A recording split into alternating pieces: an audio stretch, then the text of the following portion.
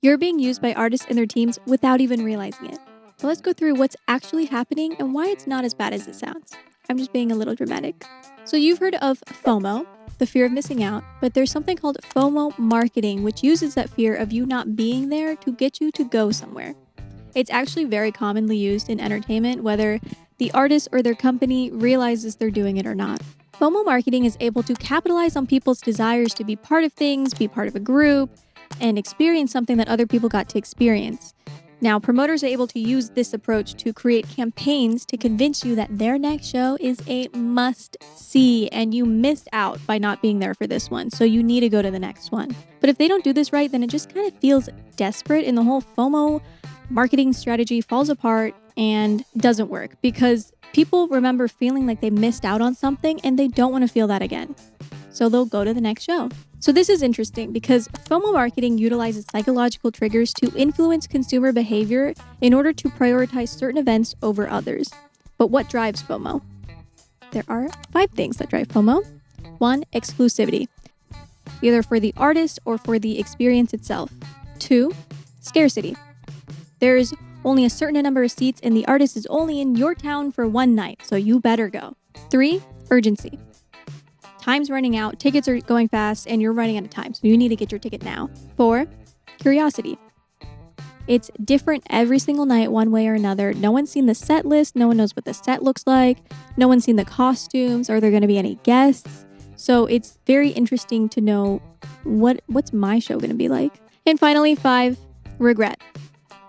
Because they might not come back to my city, and if I don't go, I'm going to have a lot of fun if I do go. So if I don't go, I'm missing out on all that fun.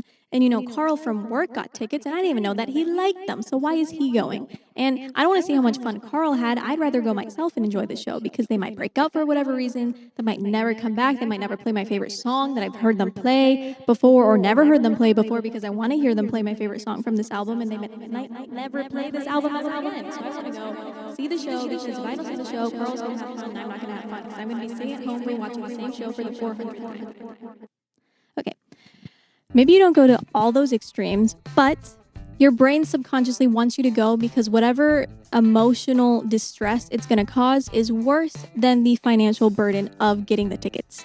So they really want you to go to this show, so they're going to do a bunch of things to make you anticipate the big event. They'll post teasers, behind-the-scenes sneak peeks, countdowns, do whatever viral trend is happening on TikTok or Instagram right now just to get you talking about the show, waiting for the show, posting about the show. And this all adds to the psychological triggers that we just talked about in order to get you to buy the tickets. That's the whole point. They want you to spend your money to buy the tickets. And it works because with all this thrown in your face, how can you not?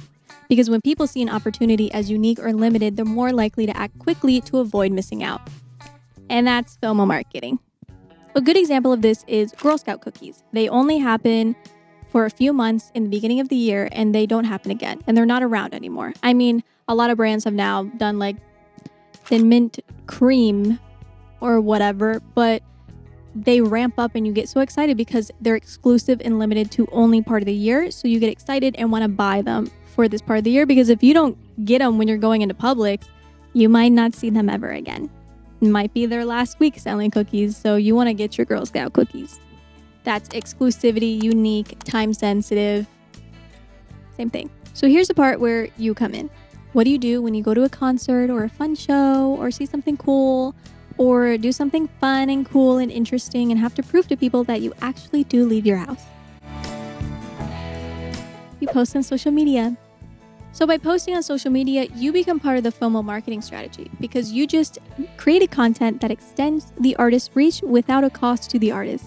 Basically, you posting about the show reached your friends, and your friends that might not have seen anything about the show or the artist or known about them or known they were coming into town just saw how fun the show was and might buy tickets for next time. And by doing that, you furthered the reach of the artist, which isn't bad.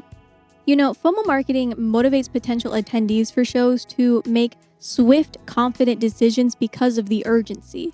And people are motivated by the fact that missing a show means missing an exceptional event. And you know what? Social media does a great job at increasing urgency and anticipation for shows. So people are going to buy more tickets because they feel like they're going to miss out. It's kind of that simple. Sometimes. FOMO is only going to become more and more prominent with how we use social media. So you're going to see FOMO marketing everywhere, even if you realize it or not.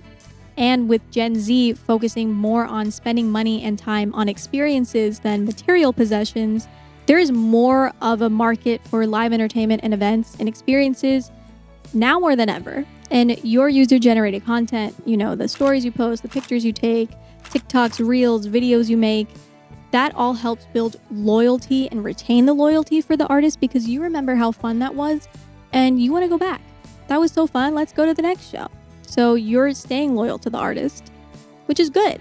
So even though this isn't going away anytime soon, is that really so bad?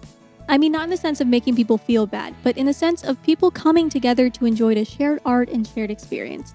For me, that's always a great use of time, money, and space. But that's just my opinion, so go out there and enjoy some art. Now, if you'll excuse me, I have to go through every single video and picture and anything I took at this concert to see what I want to post on my story. So fun! Yeah, in the meantime, you can watch this video or something. I don't know. Whatever you want. Go check out that video. It might be fun. I'll be here. Reliving the past. Waiting for the future.